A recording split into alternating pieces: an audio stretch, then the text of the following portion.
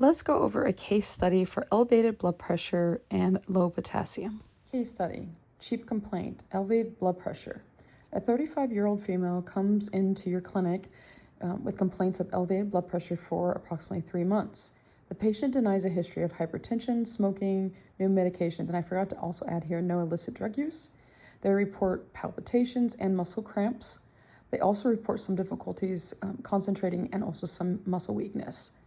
Their vital signs today, their temp is 98.6, respiration 16, blood pressure 156/85, heart rate 86, pain 0 out of 10.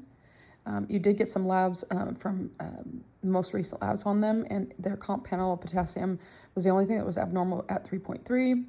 They also had a thyroid panel, which was all normal, and a CBC that was all normal.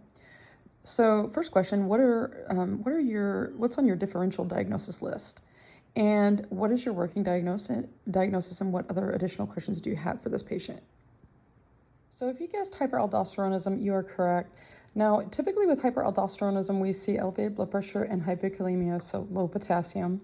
Sometimes this can get missed very easily, so this is important to kind of look at these two if you see this. What this is so the adrenal glands, they make hormones, and one of the hormones that they make is aldosterone. In hyperaldosteronism, they make way too much aldosterone, which is the steroid hormone, a steroid hormone. And aldosterone basically regulates fluids, potassium, and sodium in the body, thus affecting blood pressure, and also electrolyte levels as well. There is primary, which is the most common, and it's usually caused from an adenoma or a non-cancerous tumor, and then there are secondary from other causes.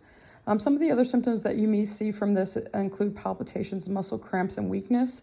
This makes sense. If you have any kind of electrolyte disturbances, these are common signs and symptoms that we see. The individual may also be very lethargic and also have difficulties focusing or concentrating. Another lab that you can get besides checking the electrolytes and also, of course, the kidneys and thyroid levels. You might want to get an aldosterone-renin ratio because this is one of the most reliable screening tests available.